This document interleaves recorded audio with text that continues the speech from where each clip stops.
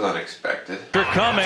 Hit as he throws. What were the 5 keys to the Vikings' victory over the Packers? Number 1, Dalvin Cook. Just such a tasty runner. He's like first ballot Hall of Famer if he could ever stay healthy, you know. Just like Harrison Smith, first ballot Hall of Famer if he was any good. And for once, Dalvin Cook's great performance wasn't wasted. Cook again, up the middle, big hole. Dalvin Cook is going to score. Touchdown, Minnesota. Was it 2 years ago or last year where the Vikings were getting dominated and he had a big touchdown run, but they just couldn't close it out? It was the bogus pass interference call on him in the end zone. I think it was last year at Lambeau that cost the Vikings the game. It's just the stupidest call in history. And so, in that, was it 3rd and 9 screen pass touchdown? It was just a work of art. It was poetry. I mean, just him following those blocks and the way the guys were blocking people. I don't know, was it 78 who really nailed the guy downfield, and Ryan O'Neal was like blocking 30 yards downfield. That's like what good teams do. It's amazing what happens when you get the ball in space to your most explosive player as opposed to your slowest player. Second key, no turnovers. It's amazing because the Vikings didn't play a perfect game. Their defense didn't do a darn thing in the first half. They didn't stop Green Bay at all. Couldn't get off the field. But the offense didn't turn it over. The offense kept the ball. There was a delay of game on 3rd down. There were missed blocks. Bad cornerback play. Defense just did nothing the whole first half. But no turnovers. It's amazing how you can overcome small mistakes by not making big mistakes. And no turnovers for Cousins. So bring on the law of averages next week. Third key, better effort. It's really that simple. You know, you saw the offensive lineman blocking downfield and occasionally just not blocking a guy, but guys just seem fired up, and the Packers didn't seem fired up. You saw guys kind of swarming on defense in the second half, something you don't a lot of times see with Mike Zimmer coach teams. They kind of give whatever effort they feel like giving. Anthony Barr wants no part of Josh Allen. Pussy on the final play of the game. Johnson, I think I know his name. Don't need to look it up. It was just a great effort play. The way Johnson kept firing on that play, kept going after him and hits him just as he's about to throw the ball. That was just great effort. So that was great to see for once. Fourth key, the refs. Thank you. You know, there was a pretty ticky-tack pass interference call on George Jefferson. Like the ball was completely uncatchable, and I didn't see a whole lot there. That same drive, there was an Adam Thielen pass interference or holding call in the end zone that kept the drive alive also, which was more of a penalty, but there was no way the Vikings were getting a touchdown on that play. The worst offender was the Anthony Harris blatant pass interference. They threw the flag, and for some reason they picked it up. I mean, he had his left arm wrapped around the guy, pulling the guy before the ball's there. His right arm hits the guy's arm before the ball gets there. He's not looking for the ball. Just textbook pass interference. And they threw the flag, and they picked it up. So I guess, you know, we talked about the Dalvin Cook pass interference in the end zone last year. This is kind of a little bit of karma, I guess. The difference, of course, is that Dalvin Cook pass interference penalty is called in a year when the Vikings are a playoff team. And that pretty much kept them from winning the division, allowed the Packers to win the division, allowed the Packers to get the NFC Championship game. This year, when the Vikings are garbage and basically every game is meaningless going forward, they get this call. We all need stretching. And the fifth key, COVID. There is no way they pick up that Anthony Harris flag if there are 70,000 Packer fans in the stands. No way. So the calls probably would have gone a little different, and that probably would have made the difference because it was close in the end.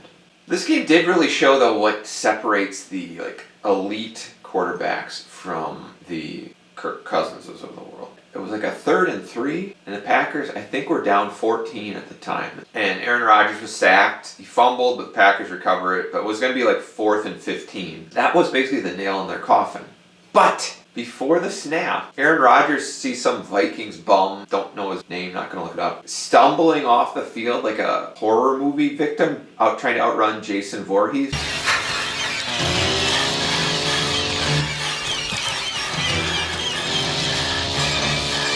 It was the least subtle attempt to get off the field ever. I mean, Sid Hartman's corpse could have seen this guy getting off the field. He sees this runs up, gets the snap off, like a split second before the guy gets off the field. Vikings have 12 men, throw the flag, so this sack is negated. The Packers get a first down on that penalty, and they end up scoring a touchdown, and that makes it a close game in the end.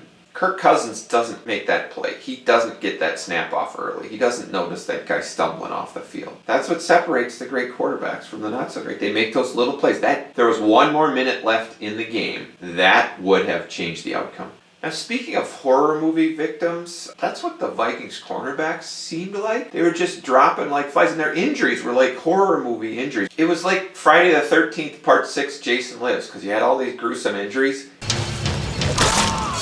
And there's a guy that looked like Kirk Cousins. Cameron Dantzler, I mean, literally, I thought he was dead. One of them had a punctured lung. Was it Chris Boyd? A punctured freaking lung? Very violent sport.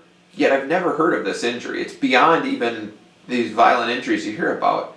And then another guy had like a leg injury. And they're just... And the best part... Okay, they already were without Mike Hughes. Piece of crap. And I think somebody else... They're down to like their 6th and 7th and 8th cornerbacks. And I saw absolutely no drop-off in the quality of the cornerback play. Basically says all their cornerbacks suck.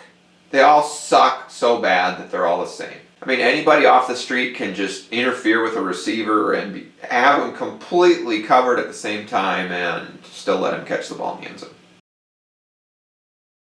So our awards for this week, the Joe Buck Award for an idiot announcer. I don't think that ball hits the ground. Goes to whoever was doing the play-by-play. I think the Packers had a 3rd and 1, and they ran up the middle. And the guy got like 2 or 3 yards past the first down line. It was just obvious. And the announcer's like... 3rd and short. Packers will run it, and they're going to get it. And...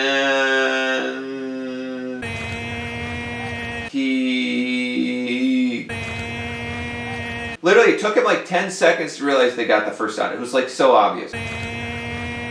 Xavier Rhodes Award for a 10-yard cushion on 3rd and 8. That goes to a Packers defender. Chad Beebe's running across the middle, and there's just nobody anywhere near him because the guy's cushion is 2 yards past the first down marker. Chad Beebe picks it up. So Xavier Rhodes Award for his poor effort. Pussy. That goes to the Packers special teams, who on one of the extra points, it was like a really high snap, and Colquitt had trouble getting it down. It was really late. Bailey had to stutter step before kicking it. The guys on the end of the line for the Packers just like, whatever. He's not going to make it anyway, so...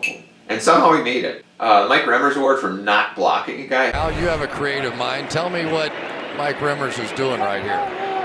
You watch. I think that goes to O'Neal.